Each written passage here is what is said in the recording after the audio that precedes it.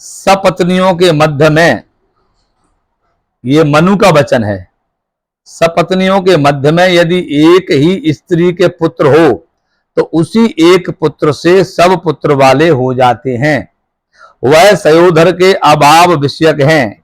यों कहा है, इससे पुत्रत्व का अति देश यह है, इस कारण से उसके औरस रहते हुए 11 प्रकार के पुत्र प्रतिनिधि न करें।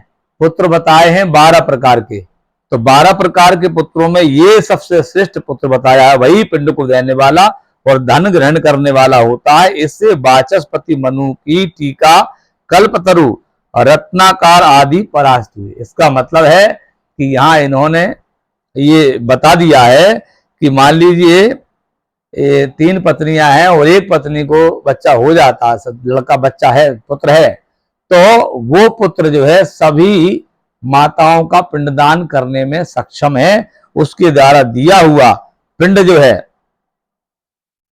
देवता ग्रहण करेंगे। इसलिए जो है यहां हम इस बात को कहते हैं, ये हमारे पास जो शास्त्र है उसके माध्यम से, कि अगर ज्यादा पत्नियां हैं तो किसी एक पत्नी को पुत्र हो जाता है तो वो सभी माताओं का पिंडदान और श्राद्ध करने का अधिकारी होता है।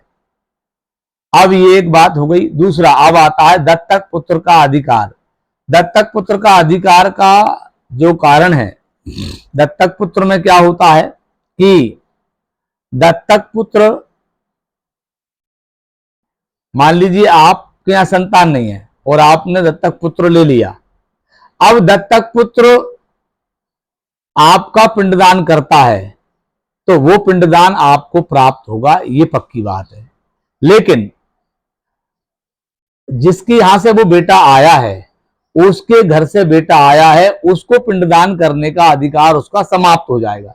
परंतु यहां एक प्रश्न आ गया है कि अगर मान लो उसके यहां भी एक ही पुत्र था तो वो उसका भी पिंडदान करने का अधिकार रखता है, और जिसके यहां दत्तक पुत्र बनकर गया है उसका अधिकार भी वो रखता है।